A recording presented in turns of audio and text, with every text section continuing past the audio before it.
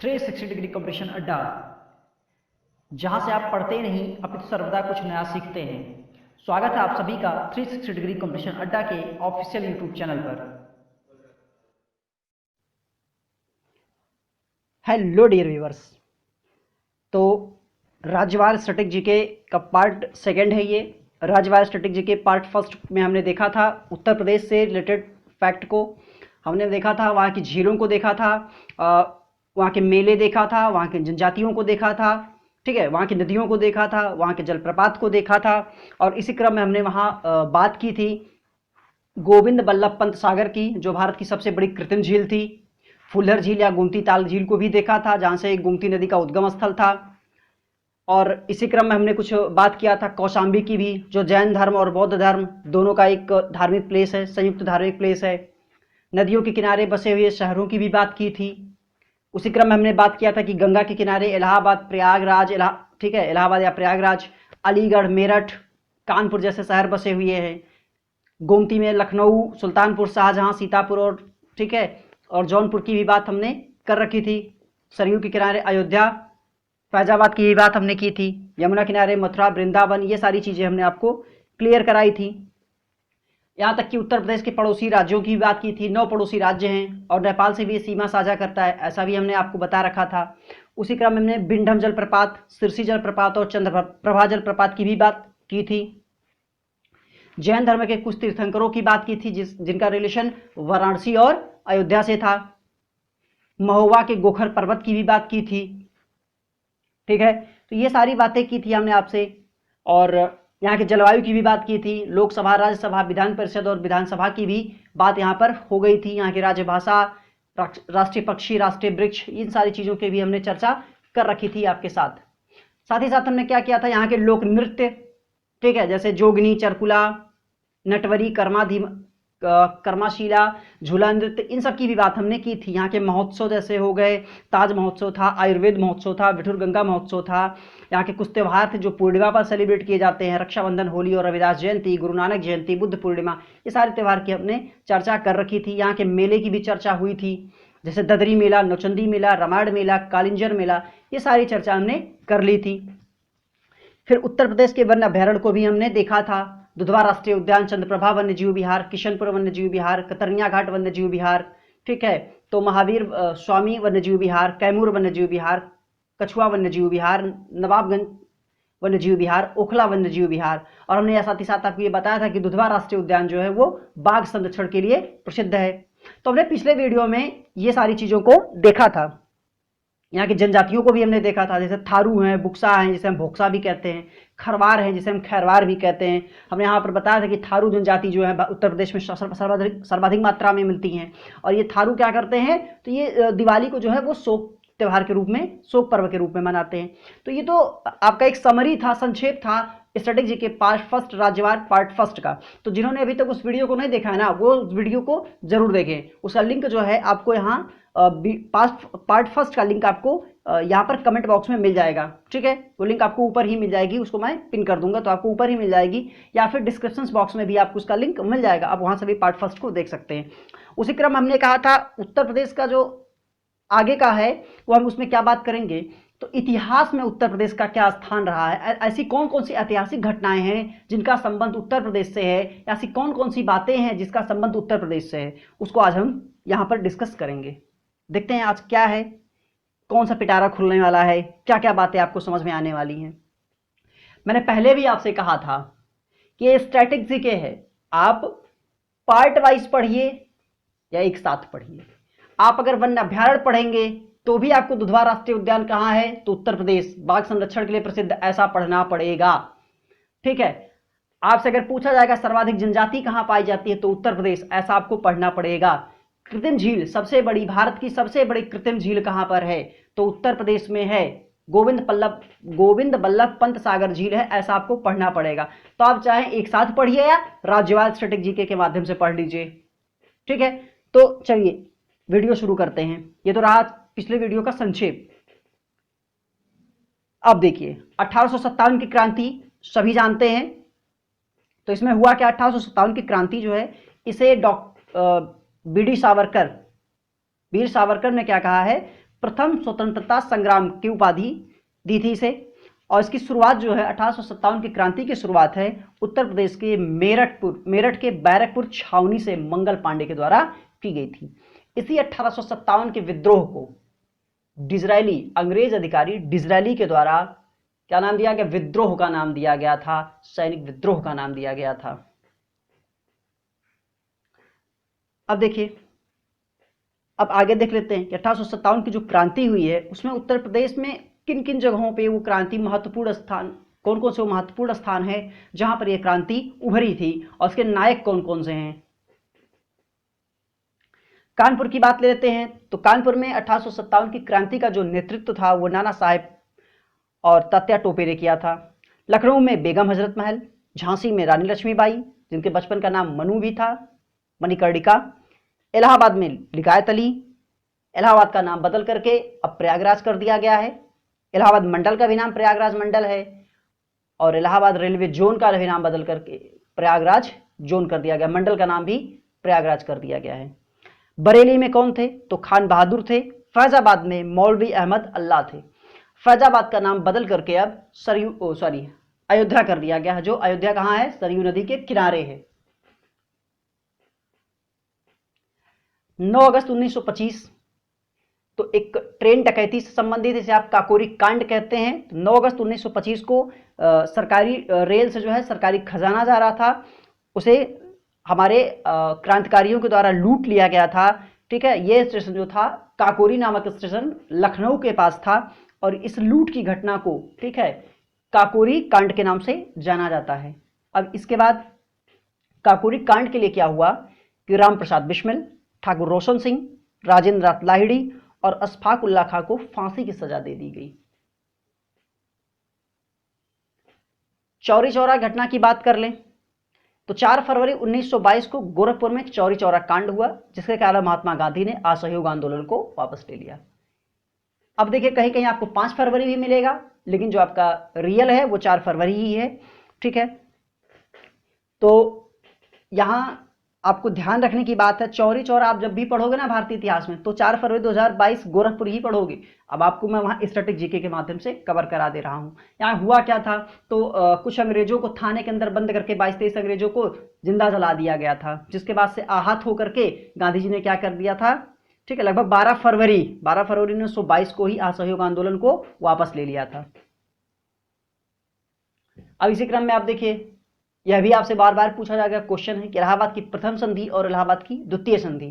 तो इलाहाबाद की प्रथम संधि 14 अगस्त 1765 को और द्वितीय संधि जो है 17 अगस्त 1765 को, 16 अगस्त 1765 को रॉबर्ट क्लाइव और मुगल सम्राट शाह आलम द्वितीय के बीच में हुआ है। तो ये दोनों संधि आपके लिए इंपॉर्टेंट है कि किसके किसके बीच में हुआ है। दोनों संधि, रॉबर्ट क्लाइव दोनों संधि में थे, रॉबर्ट क्लाइव और शाह आलम द्वितीय के बीच में ये दोनों संधि हुई है। तो आपको यहाँ से ये फैक्ट याद रखना है। अब भारत का इतिहास पढ़ोगे तो भी यही फैक्ट आएगा। आप यूपी का इतिहास पढ़ रहे हैं, यूपी का स्टैटिक जीके पढ़ रहे हैं तो भी आपको ये फैक्ट मिलेगा। अब देखिए, यूपी का स्टैटिक देखिए, तो विश्व का सबसे लंबा जो रेलवे प्लेटफॉर्म है वो कहां पर है? उत्तर प्रदेश में है। और किस जिले में है? तो गोरखपुर जिले में है, उत्तर प्रदेश के गोरखपुर जिले में है। और यहीं पर एक झील है आपकी, रामगढ़ ताल झील। ठीक है, अब 6ठी शताब्दी ईसा पूर्व में कुछ महाजनपद आए थे, तो उन महाजनपदों की स्थिति को देखेंगे। उत्तर प्रदेश में कितने ऐसे महाजनपद थे जिनकी स्थिति उत्तर प्रदेश में थी, जिनका लोकेशन उत्तर प्रदेश से रहा है। तो सूरसेन देखिए, सूरसेन उस समय, सूरसेन की राजधानी कहां थी? मथुरा में थी। प्रेजेंट टाइम का लोकेशन भी सूरसेन का मथुरा ही है। काशी की बात करें तो काशी की इस समय राजधानी वाराणसी थी और प्रेजेंट टाइम में बनारस का क्षेत्र ही है। कौशल की बात करें तो कौशल क्या था? श्रावस्ती इसकी राजधानी थी और कौशल की वर्तमान स्थिति जो है अयोध्या मंडल के आसपास की है। ठीक है, तो ये वर्तमान स्थितियां हैं इन 16 महाजनपदों की जो 6ठी शताब्दी ईसा पूर्व में थे। चेद की बात करें तो इसकी राजधानी शुक्तिमती थी और शुक्तिमती आज के समय में बुंदेलखंड का क्षेत्र है। तो बुंदेलखंड के आसपास का जो क्षेत्र है वो चेदी हुआ करता था, शुक्तिमती हुआ करता था। पांचाल, पांचाल का नाम आपने सुन रखा है। तो काम्पिल्य अहिच छत्र जो थी यहाँ की राजधानी थी और पांचाल वर्तमान समय में क्या है, बरेली, बदायूं और फर्रुखाबाद का क्षेत्र जो है वो पांचाल में आता है। ये सभी आपके यूपी से रिलेटेड है। आप 16 महाजनपद काल पढ़ेंगे तो भी आपको 16 महाजनपदों की राजधानी और क्षेत्र यही बताया जाएगा, वर्तमान स्थिति यही बताई जाएगी, उसे आप यूपी के माध्यम से, यूपी स्ट्रेटेजी के माध्यम से कवर कर रहे हो। मैं बार बार नहीं कहूंगा आपसे, एक बार जरूर कहूंगा कि वीडियो पसंद आ रही हो तो इसे लाइक करें, शेयर करें, कमेंट करें, सब्सक्राइब करें, मुझे मोटिवेट करें। इसी में आगे देखिए, वत्स की राजधानी कौशाम्बी थी। कौशाम्बी मतलब इलाहाबाद के आसपास का, और कौशाम्बी जिसको कौशाम्बी हमने आपको बताया था पिछले वीडियो में कि जैन धर्म और बौद्ध धर्म दोनों का ये धार्मिक स्थान है। तो जो वत्स उस समय का महाजनपद था उसकी राजधानी कौशाम्बी थी, और कौशाम्बी इलाहाबाद के आसपास का क्षेत्र है। मल्ल की बात करें तो पावा, कुशीनगर। कुशीनगर आपको पता ही है, महात्मा गौतम बुद्ध को क्या, भगवान बुद्ध को क्या हुआ कुशीनगर में, तो निर्वाण प्राप्त हुआ था। ठीक है, अब ये जो मल्ल का क्षेत्र है वो देवरिया के आसपास का क्षेत्र जो है वो मल्ल का क्षेत्र है। ठीक है, देखिए उसी तरह कनिष्क का नाम बहुत बार आता है। तो कनिष्क की जो पहली राजधानी थी वो पेशावर में बनाई थी, जिसको पुरुषपुर भी कहते हैं। यूपी, हालांकि यूपी से बाहर है ये, लेकिन सर उसने दूसरी राजधानी बनाई तो किसको बनाई, मथुरा को बनाई। और मथुरा में आपका एक सुंदर सा मंदिर है, प्रेम मंदिर, लव टेम्पल। अब सिंधु घाटी सभ्यता में अगर देखें तो सिंधु घाटी सभ्यता में केवल एक स्थान है उत्तर प्रदेश का जो से संबंधित है, आलमगीरपुर, जिसके उत्खननकर्ता एक गिदत शर्मा है। और उसको उत्खनित कब किया गया, तो 1958 में किया गया। अभी आलमगीरपुर कहाँ स्थित है, तो आलमगीरपुर जो है उत्तर प्रदेश के मेरठ में स्थित है। तो आपको इतना याद रखना है, आप सिंधु घाटी सभ्यता पढ़ते वहां भी आलमगीरपुर आपको आता तो उत्खननकर्ता आपको यह गिदत शर्मा ही याद रखना होता, और आलमगीरपुर मेरठ में है, 1958 में इसका खनन किया गया। ये सारी बातें वहां भी आती और यहाँ भी हैं। इसी तरह हम जब हरियाणा पंजाब को कवर करेंगे, गुजरात और राजस्थान को कवर करेंगे तो पूरी हड़प्पा सभ्यता क्या हो जाएगी, वहां पे कवर हो जाएगी। एक चीज आपको और बताता चलूं कि हड़प्पा सभ्यता का विस्तार केवल उत्तर भारत में था, दक्षिण भारत में नहीं था।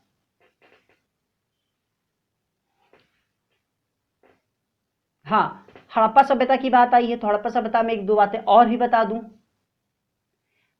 हड़प्पा सभ्यता में आप उत्तर प्रदेश का मिर्जापुर अगर लेंगे तो मिर्जापुर में कहा जाता है कि लेखैया, एक जगह है मिर्जापुर में लेखैया, जहां पर सर्वाधिक मानव नर कंकाल पाए गए हैं, जहां पर सर्वाधिक मानव नर कंकाल पाए गए हैं। अब देखिए यहां दशावतार मंदिर, तो ये देवगढ़ का जो दशावतार मंदिर है वो राष्ट्रकूटों के द्वारा निर्मित किया गया है, और ये उत्तर प्रदेश के ललितपुर जिले में है। ठीक है, दशावतार, देवगढ़ का दशावतार मंदिर राष्ट्रकूटों के द्वारा निर्मित है, जो कि उत्तर प्रदेश के ललितपुर में स्थित है। और इस मंदिर का जो निर्माण है वो गुप्त काल में हुआ है। इसी क्रम में आप देखेंगे कानपुर का भीतरगांव मंदिर। तो भीतरगांव मंदिर जो है उसकी स्थिति कहां पर है, कानपुर में है। इसी तरह आगे आप देखेंगे तो वाराणसी में क्या है, कर्ण मेरू मंदिर का निर्माण जो है कलचुरी शासक कर्ण के द्वारा करवाया गया था। तो आप याद रखेंगे कि वाराणसी में कर्ण मेरू मंदिर है जिसका निर्माण कलचुरी शासक कर्ण ने करवाया था। बहुत मेहनत की गई है आपके लिए स्ट्रेटेजी को कवर करने के लिए। ठीक है, तो वीडियो को लाइक जरूर कीजिएगा, और जितनी बातें अभी रह गई हैं उसे नेक्स्ट वीडियो में, जैसे यहाँ की नदी घाटी परियोजनाएं हैं, ठीक है, यहाँ की नदी घाटी परियोजना भी आपसे डिस्कस नहीं हो पाई है और कुछ बातें अभी हैं, ठीक है, जिसका डिस्कशन आपसे अगली वीडियो में जरूर किया जाएगा। अब देखिए अमीर खुसरो का नाम बार बार आता है, तो अमीर खुसरो का जो मकबरा है, ठीक है, वो उत्तर प्रदेश के खुसरो बाग में है, इलाहाबाद में। इलाहाबाद में खुसरो बाग है, एक गार्डन है खुसरो बाग, जिसमें अमीर खुसरो का क्या है, मकबरा स्थित है। अब शेर शाह सूरी का नाम आपने सभी सुना ही होगा। शेर खां इसके बचपन का नाम था, सलीम अली उसके पहले कहते थे लोग। तो आगे देखिए क्या है ना इसमें कि 1545 कहा जाता है कि इसने जितने भी विजय अभियान किए थे उसमें से कालिंजर का ही विजय अभियान जो था उसको यह हार गया था। कालिंजर के किले पर इसने विजय नहीं प्राप्त कर पाई थी। और कालिंजर की बात करें तो कालिंजर मेला हमने पिछले वीडियो में आपको बताया था कहाँ है, तो कालिंजर मेला बांदा में लगता है। ठीक है, कालिंजर महोत्सव भी वहां पर होता है। आगे हम अगर बात करें तो कालिंजर कहाँ है, उत्तर प्रदेश के बांदा जिले में स्थित है। अब फतेहपुर सीकरी, आगरा कौन नहीं जानता है ताजमहल, तो फतेहपुर सीकरी में बुलंद दरवाजा का निर्माण अकबर के द्वारा करवाया गया था और यह निर्माण गुजरात विजय के दौरान करवाया गया था। ठीक है, तो अकबर ने गुजरात विजय के बाद फतेहपुर सीकरी में बुलंद दरवाजा निर्माण करवाया था। अब अकबर के मकबरे की बात कर लें तो आगरा में एक जगह है सिकंदरा। ठीक है, आगरा से थोड़ा सा आगे आप बढ़ेंगे तो आगरा से थोड़ी दूर पे एक जगह है सिकंदरा जहां पर अकबर का मकबरा स्थित है। इसके द्वारा पंचमहल जो है अकबर ने पंचमहल बनाया था वो फतेहपुर सीकरी में है। कहां पर है? तो वो फतेहपुर सीकरी में स्थित है। शाहजहां ने देखिए आगरा में ही क्या बनाया है? ताजमहल बनाया, ये सब जानते हैं। साथ ही साथ उसने क्या बनाया है? मोती मस्जिद का भी निर्माण करवाया हुआ है। शाहजहां के द्वारा आगरा में मोती मस्जिद और ताजमहल का भी निर्माण करवाया गया है। अब देखिए रेल मार्ग की बात ले लीजिए तो उत्तर प्रदेश में सर्वाधिक रेलवे मार्ग हैं। तो अगर पूरे देश में बात करें तो किसी भी राज्य में सर्वाधिक रेलवे मार्ग आपके कहां पर है? उत्तर प्रदेश में है। यहां के कुछ अंतरराष्ट्रीय हवाई अड्डों की बात कर लें तो चौधरी चरण सिंह अंतरराष्ट्रीय हवाई अड्डा ये कहां है? लखनऊ में है। और साथ ही साथ देखें तो लाल बहादुर शास्त्री अंतरराष्ट्रीय हवाई अड्डा ये कहां पर है? तो वाराणसी में स्थित है।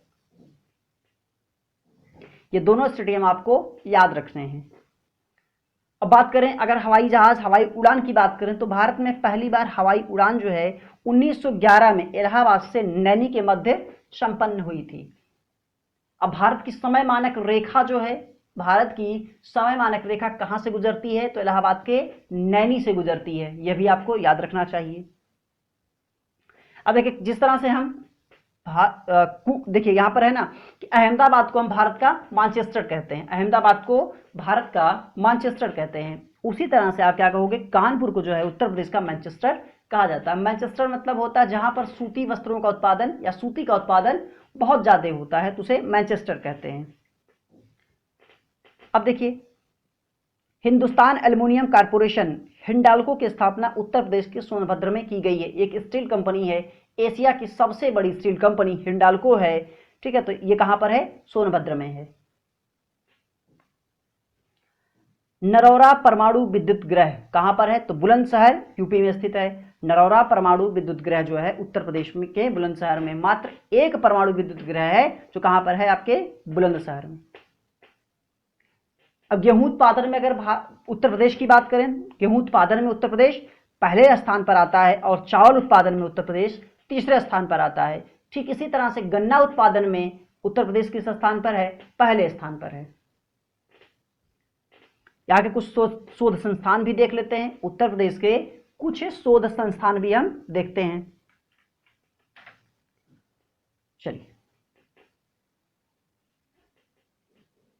राष्ट्रीय सरकरा संस्थान कानपुर में स्थित है। दशावतार मंदिर की भी हमने बात की थी, कहां पर है? देवगढ़ में है। चलिए आगे, भारतीय दलहन अनुसंधान संस्थान ये भी कानपुर में है। तो ये दोनों संस्थान, राष्ट्रीय सरकरा संस्थान और भारतीय दलहन अनुसंधान संस्थान कहां पर हैं? कानपुर में हैं। दोनों कानपुर में ही स्थित हैं। ठीक है, चलिए आगे, भारतीय विश्व विज्ञान अनुसंधान संस्थान कहां पर है? आपका लखनऊ में है। भारतीय विश्व विज्ञान अनुसंधान संस्थान लखनऊ में स्थित है। दूसरा संस्थान राष्ट्रीय वनस्पति अनुसंधान संस्थान लखनऊ में स्थित है। तो ये दोनों संस्थान आपके लखनऊ में स्थित हैं, जिसे आपको याद रखना है। केंद्रीय उपोषण बागवानी संस्थान लखनऊ में स्थित है। ये तीसरा संस्थान है जो आपका कहां पर है? लखनऊ में स्थित है। डीजल लोकोमोटिव वर्क्स वाराणसी में स्थित है। तो डीजल लोकोमोटिव वर्क्स जो कहां है? ये वाराणसी में स्थित है।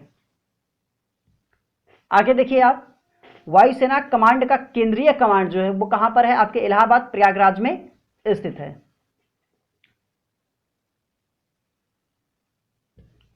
अब देखिए, भारतीय वायुसेना प्रशिक्षण संस्थान पैराट्रूपर ट्रेनिंग स्कूल आगरा में स्थित है। तो आपको ये सारे संस्थान याद रखने हैं, कभी भी किसी भी एग्जाम में आपसे पूछा जा सकता है। अभी हमने बात की इलाहाबाद की, तो इलाहाबाद से जुड़े हुए फैक्ट को भी हम जरूर देखेंगे। आज फैक्ट को देख लेते हैं। चलिए, इलाहाबाद में और भी क्या बातें हुई हैं। तो इलाहाबाद में देखिए 27 फरवरी 1931 को अंग्रेजों के साथ मुठभेड़ में चंद्रशेखर आजाद इलाहाबाद के अल्फ्रेड पार्क कंपनी गार्डन में क्या हुए? शहीद हो गए। ठीक है, कहा जाता है कि चंद्रशेखर आजाद जो है अंग्रेजों की गोली से नहीं मारना चाहते थे, सो उन्होंने लास्ट की एक गोली से अपने आप को शूट कर लिया था। तो चंद्रशेखर आजाद जी के रिवाल्वर की भी बात कर ही लेते हैं, जिस रिवाल्वर से उन्होंने शूट किया था। तो ये है उनकी वो रिवाल्वर, ठीक है। इसी रिवाल्वर के साथ अंग्रेजों के साथ वो मुठभेड़ करते हुए शहीद हो गए थे। और ये रिवाल्वर जो है आपकी, आप इलाहाबाद आइए तो इलाहाबाद में आपका इलाहाबाद म्यूजियम है, कंपनी गार्डन के अंदर इलाहाबाद म्यूजियम में इस रिवाल्वर को अभी भी सुरक्षित रखा गया है। तो सेशन आज का समाप्त हुआ। जिन्होंने वीडियो को अभी तक लाइक नहीं किया, लाइक करें, शेयर करें। जिन्होंने चैनल को अभी तक सब्सक्राइब नहीं किया है वो चैनल को प्लीज़ सब्सक्राइब करें, और जिन्होंने सब्सक्राइब कर रखा है वो बेल आइकन को प्रेस करें ताकि अगली वीडियो का नोटिफिकेशन आपको मिले, ठीक है। आप इन चीज़ों को याद रखिएगा, सारे स्ट्रेटेजी के बहुत ही इंपॉर्टेंट हैं, आपके लिए बहुत ही मेहनत की गई है। तो वीडियो को प्लीज़ लाइक कीजिएगा, शेयर कीजिएगा, कमेंट कीजिएगा, सब्सक्राइब कीजिएगा।